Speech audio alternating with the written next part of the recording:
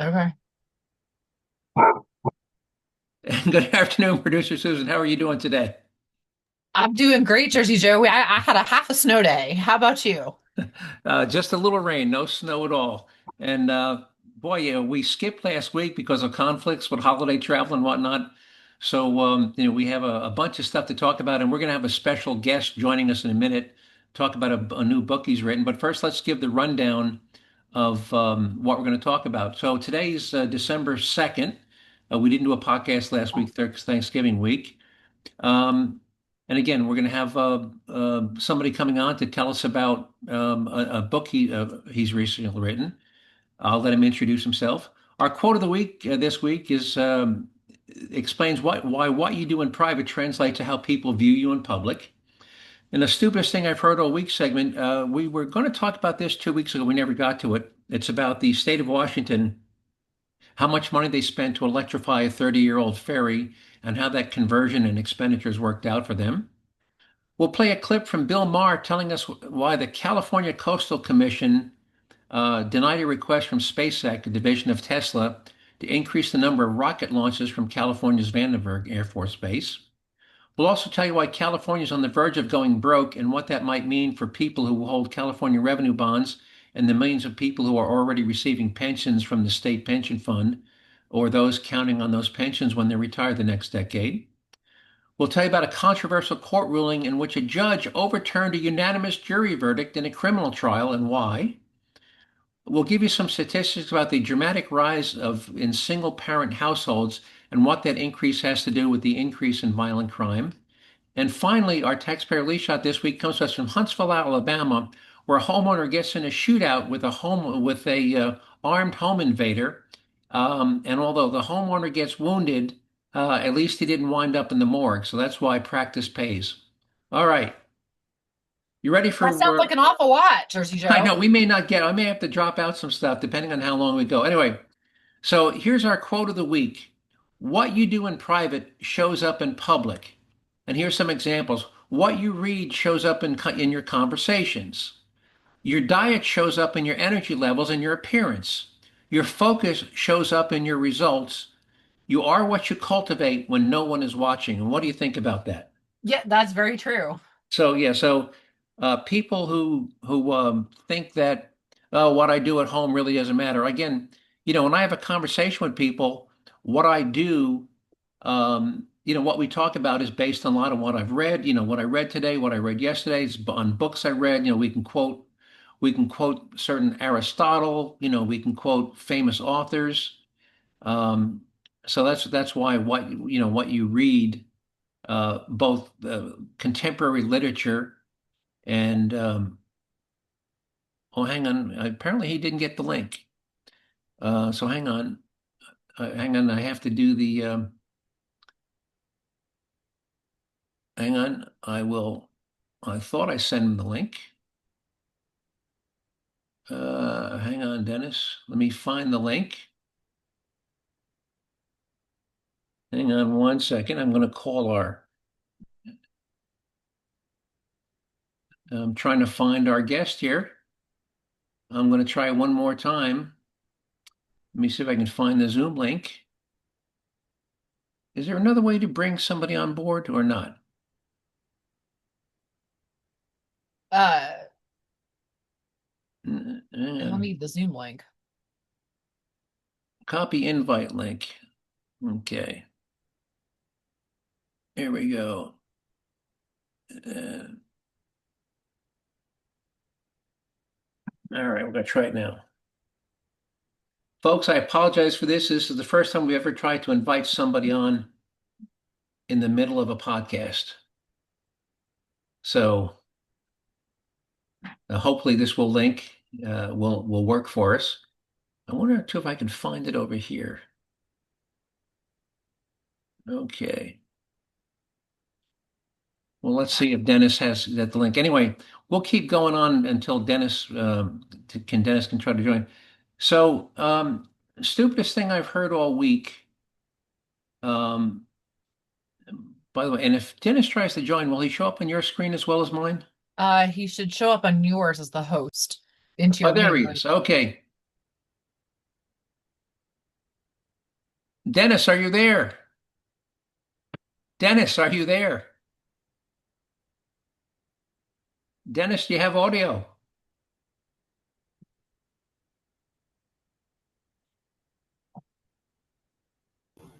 Dennis, are you there now? I am. Okay, great. All right, Dennis, we've talked about you. I apologize for the little screw up. I thought we sent you a link. It might have come from a different email address, but Dennis, you wrote a book recently. It's not your first book, is it? No, this is the first book that I've published, actually. Okay, all right. Well, Dennis, why don't you quickly tell us a little about yourself? You're from Illinois. You're an attorney by training and by practice, but you're also a historian and author. So why don't you tell us about the name of the book you wrote and why you wrote it and who your target audience is? Yeah, the name of the book is DC Swamp Strikes Back, Aaron Burr, Donald Trump, and their similar battles. It's written basically to set the record straight, both on Aaron Burr's behalf and Donald Trump's. Both have similarities in how they were treated over the course of time.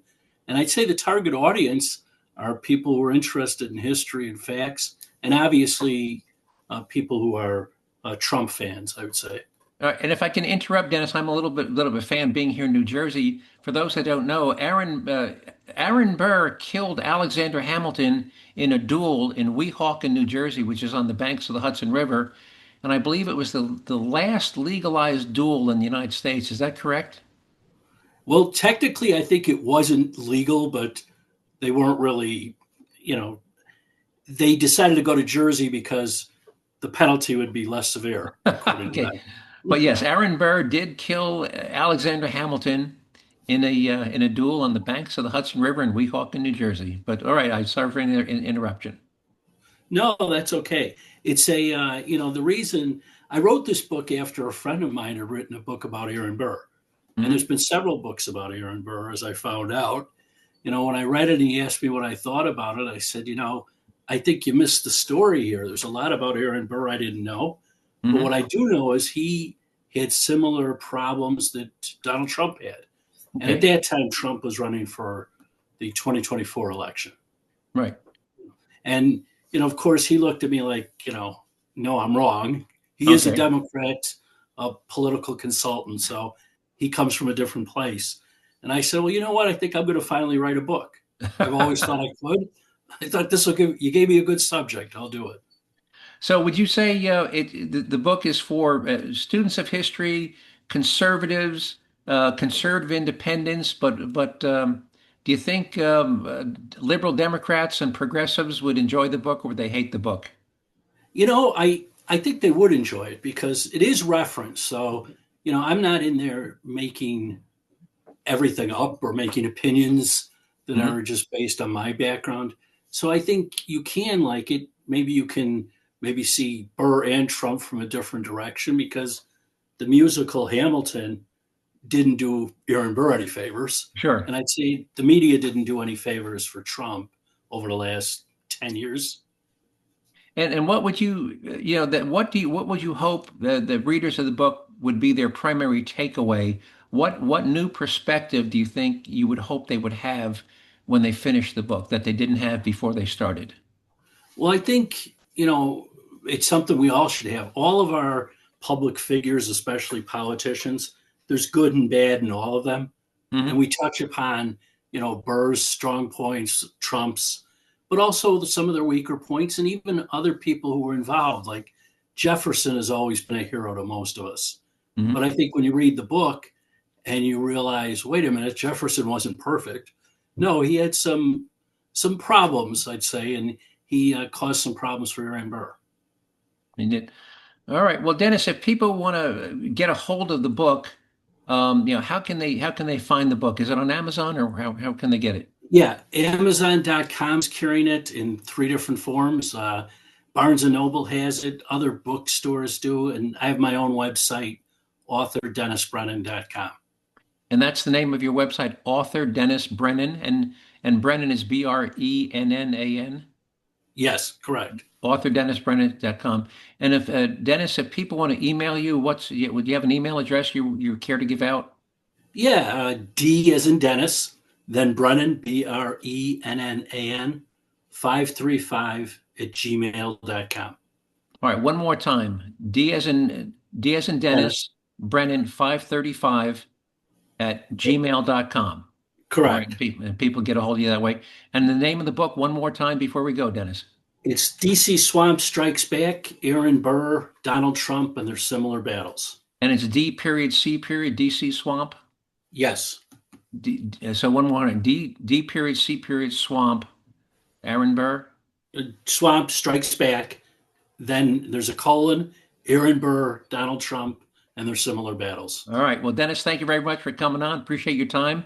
And hopefully people who have listened to this will become interested enough and order a couple of copies of your book. So we'll put the link to your website on the show. And the show notes that's my producer, Susan. And we publish show notes the next day, and we'll include your link to your website and the name of the book in the show notes. All right, Dennis? Thank you so much. Dennis, thanks for joining us today. Okay. Bye-bye. Bye. All right. Okay. All right. Okay. There we go. All right. Anyway, so let's move on.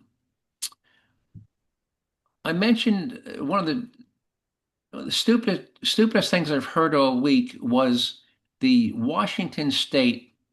They have a ferry. They had a 30-year-old ferry. Now, you're familiar with the Puget Sound up in Seattle. Yep. And there's an island, just across the sound with a lot of businesses and homes. And they've got a ferry. Now, it's a diesel engine ferry. They spent $133 million, which was $32 million more than planned, to retrofit that 30-year-old ferry from reliable diesel engine drive to all-electric battery power. Well, it went into service in July of this year and has been taken out of service for the second time in 5 months just last week with no expected return to service. Can you imagine spending $133 million to retrofit a 30-year-old ferry and they can't keep it running? I don't know how much a ferry boat costs, but I can't imagine. A similar sized brand new ferry boat with diesel engine like that, you can buy for about $30 million. Well, they spent. I was going to say, I don't think that a ferry boat costs that much, and don't fix what's not broken. Okay, so they spent 4 to 5 times more than they could have bought. They could have bought a brand new diesel engine ferry for about $30 to $35 million, and they spent $133 million to retrofit a 30-year-old ferry to electric battery power, and they can't keep it running. So that's kind of the stupidest thing I've heard all week. We don't have any runners up, but this one comes close. Are you familiar with SpaceX? Yeah, Elon Musk's company. Right. Well, actually, and it's a division of Tesla. And what SpaceX does, by the way, is they've been launching these satellites that do internet and voice communication. I think there's over 6,000 of those little satellites. They're about basketball-sized satellites. And they launch them, 2 or 3 of, they launch, when they send up the rocket, there's like 5 or 6 in every rocket they go up, and they've been launching them off out of the Houston, Cape Canaveral, out of Florida, out of Houston, and out of California, Vandenberg Air Force Base. Well, they had been given permission to do so many launches by the California, apparently falls under the purview of the California Coastal Commission. And so they simply, hey, we'd like to launch a few more rockets. I think they had permission for like 1 a month, and they wanted to make it like, instead of 12 per year, they wanted to make it like 18 per year. And they said no. And the reason they said no had nothing to do with the environment. And here's Bill Maher and Joe Scarborough and one of the guys from Shark Tank. And Bill Maher explains their logic for denying their request. Here we go. Rubber meets the road, because this is important. He wanted to, this week, he's suing the 12-member commission, the California Coastal Commission. He launches his rockets from Vandenberg Space Force Base. We used to call it Air Force Base, but I guess now we're into Space Force time. He wanted the proposal to expand the number of launches. Okay, again, one of the most impressive companies, an American company. He wants a little more, give it to him. No, the commission, some bureaucrat, said nope, and this is the reason why. Commissioner Carol Hart saying, we're dealing with a company, the head of which has aggressively injected himself into the presidential race and made it clear what his point of view is. Yes, because he lives in America, and he can do that. Yeah. It has nothing to do with this. And, you know, the right thinks that the left is in a very different place with free speech than they have been before, and they're not wrong. They're not wrong. This is arrogant. You don't punish somebody. It would be like if we stopped Henry Ford from making the cars because we didn't like what but can you take one anecdotal example? One idiot, right? Truly an idiot to stop. This is not an idiot. This is someone with power. An idiot with power is not unusual. Okay, but that's right. Okay. Having power matters. Well, let's talk about why we've talked about entrepreneurs and what makes America great. You know what makes our economy, what sustains our economy? The rule of law. And that's what I believe is at stake at this election. Oh, that's Joe Scarborough. Anyway, so how outrageous is that?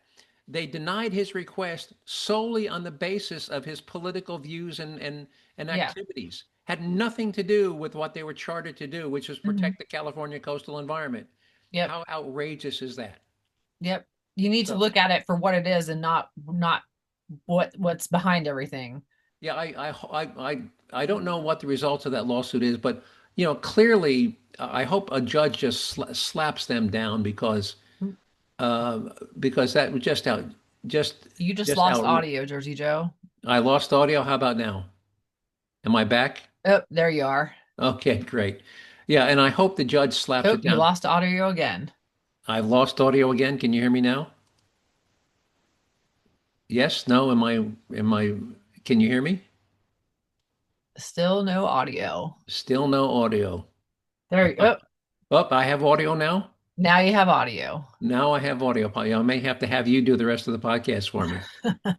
All right, let's see if we can get through this. All right, Minneapolis last week. This could be stupid. After there was a guy was being tried for defrauding Medicaid out of $7.2 million. He had a post office box and he was billing Medicaid for patient services. The jury took like 90 minutes to find the guy guilty. Well, after the jury came back with a guilty verdict after 90 minutes, like saying this is a slam dunk, the judge came back and overturned just said, no, it was you made your decision based on circumstantial evidence. And by the way, the defense didn't even make a motion. Typically, before it goes to the jury, the defense can say, Your Honor, we think you should issue a ruling that there is no case here, and based upon the prosecution has failed to prove its case. You're familiar with that, right? Yep. Mm-hmm. And they can make that motion. And if the defense thought that the prosecution had failed, then they could have made the motion to the judge before it went to the deliberation, and the judge could have made that ruling based on a motion by the defense. But no, defense didn't make the motion. Jury goes and deliberates. After they come back with guilty, the judge says, well, I think you guys got it wrong, and I'm going to acquit this guy. And by the way, once she acquits him, double jeopardy applies. He can never be tried again.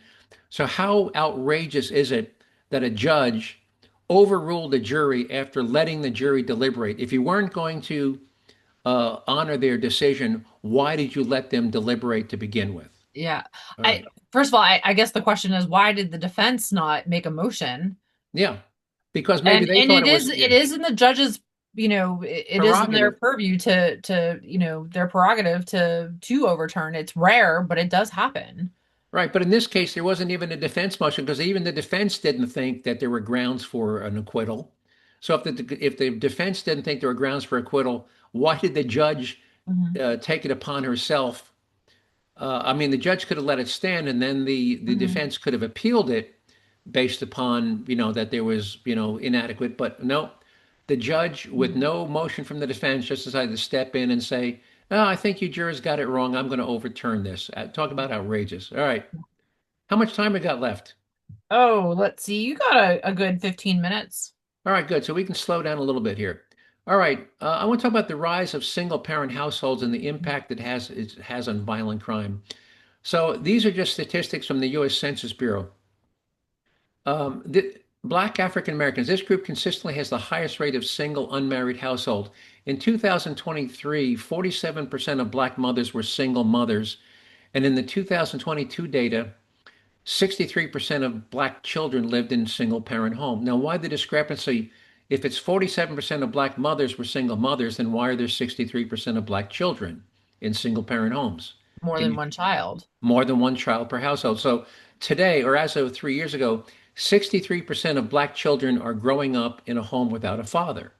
Now, to compare this to other ethnicities in this country, American Indian or Alaskan Natives, 50% of children in this group lived in single parent families. Hispanic Latino, um, much different. Only 25% of Hispanic mothers were single.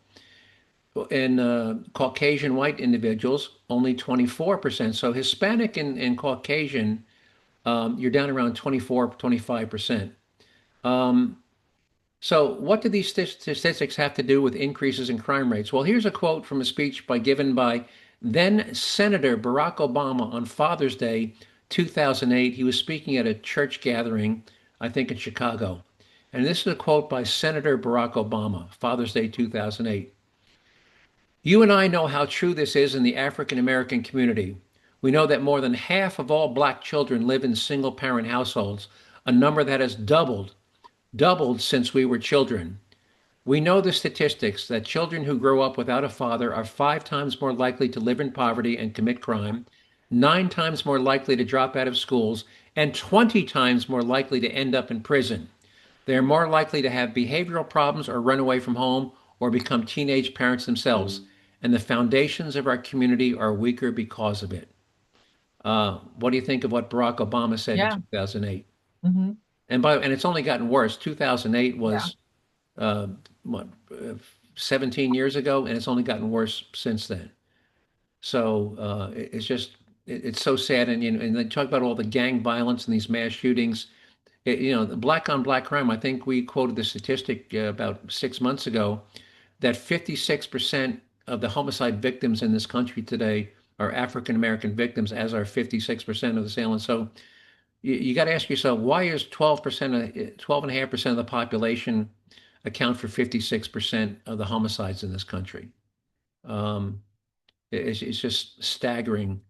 Uh, it's just staggering when that's small of a percentage. So clearly, there's uh, something going on uh, with with the lack of a father. And here's my take: that when there is no father, and when you don't have a family, you don't have any family values. And when you don't have when you don't have a family, the gang becomes the surrogate family, and therefore the gang values become your values. And the gang values are: if somebody disrespects them, you shoot them. Um, and that's basically where we are today. And I don't know what, if anything, can be done to reverse that trend. But today it's just so easy to become a single mother. In fact, you can actually make money the more kids you have. You can name your grandmother as your caregiver, and the your state will pay your grandmother to be the caregiver for your kids. Now, it doesn't mean that she actually is the caregiver, but you can actually say, I am unable to take care of my children, and I'm putting them in the care and custody of my grandmother, and the state will pay your grandmother to every month to take care of your kids, even though she may not actually be taking care of your kids. Were you aware of that little workaround? No, I wasn't aware of that, but intergenerational families are definitely on the rise for Right, sure. right. All right, let's talk about California going broke. Now, every year for the last 4 years, California has been running at a multi-million-dollar annual budget deficit, where budget spending has exceeded tax and fee revenues by billions of dollars. Now, up until now, they've compensated for that imbalance by taking money out of emergency reserve funds, like firefighting funds and mudslide funds, and they've been issuing interest-bearing bonds to fund ordinary operating expenses like road repairs, which further increase. When you issue an interest-bearing bond, well, the interest on that bond payment, which is payable next year, increases the amount they'll have to spend in future years, right? Because now you have a new expense next year that you didn't have this year, which Yep. is the interest on the bond you issued last year. So they've been issuing bonds for ordinary operating expenses. Now, So now that most of those emergency reserve funds have been virtually depleted, how will California deal with an estimated $18 billion deficit next year? This quote from the California Legislature's Nonpartisan Fiscal and Policy Advisory Board. And this is a quote by that board. It's a nonpartisan advisory board. The 2026-27 budget problem is now larger than anticipated. Under our revenue and spending estimates, the legislature faces an almost $18 billion budget problem in 26-27. This is about $5 billion larger than the budget problem anticipated by the administration this past June, despite improvements in revenue. This is because constitutional spending requirements under Propositions 98 and Propositions 2 almost entirely offset any revenue gains. Moreover, we estimate cost in other programs to be about $6 billion higher than anticipated. Starting in 2027, we estimate structural deficits to grow to about $35 billion annually due to spending growth continuing to outstrip revenue growth. Now, let me add this. A couple of years ago, California was crowing about, oh, we have a balanced budget. Well, the only reason their balance was budget. Are you familiar with CalPERS, CALPERS? No. CalPERS is the California Employees Pension Plan. It is the largest pension plan in the United States. If you're a cop, you're a firefighter, you work for a city, every municipal employee, and state and municipal employee, county, state, and municipal in California is enrolled in the California pension plan. It's a monstrous pension plan. Well, the state has been intentionally underfunding CalPERS. And they've been paying out more than they've been taking in. Last estimate is that CalPERS alone was 90 billion underfunded. Now, this sooner or later, this has to hit a wall, and it happened in Detroit about 10 years ago. And when the city of Detroit went bankrupt, everybody who was getting a pension, either currently getting a pension or due to receive a pension in the future, they filed suit saying, well, we don't care they're going bankrupt. You're going to have to pay us what you promised us. Well, the bankruptcy judge told all the current and future pensioners, sorry, guys, you're just another unsecured creditor. And the phrase is haircut. You're going to have to take a haircut. And the haircut is typically, the judge says to all the creditors, well, there's not enough money to go around, so you're all going to have to settle for 70 cents on the dollar.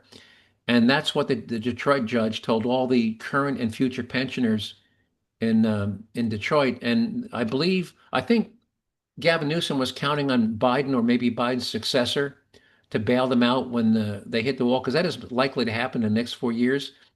But with Trump or J.D. Vance in the White House, you think if they go to Washington and say, hey, come bail us out, what do you think the answer is going to be? No, not at all. You're on your own. They put themselves into this own mess. Yeah, and they've been, this has been living off a credit card. Basically, they've been spending more. This has been going on for 4 years, and now they're all out of reserve funds, and their pension fund is grossly underfunded. Again, it's 18 billion this year, and the pension fund is 90 billion underfunded. So God only knows what's going to happen. But if I had, oh, hang on, I screwed up again. I started something I shouldn't have started. All right. Anyway, so can you hear me still? Yep. Okay. Anyway, so that's what's going on there. And I'm going to try to finish this off. Anything you want to add before I get to a taxpayer relief shot? Nope. All right. Did that. We're a little discombobulated. All right. So here goes our taxpayer relief shot. This comes from Huntsville, Alabama. And why do we call them a taxpayer relief shot? Here we go. Here's why we call them a taxpayer relief shot. Somebody's breaking in your house, you're more than welcome to shoot them in Santa Rosa County. We prefer that you do, actually. Hopefully you'll save the taxpayers money.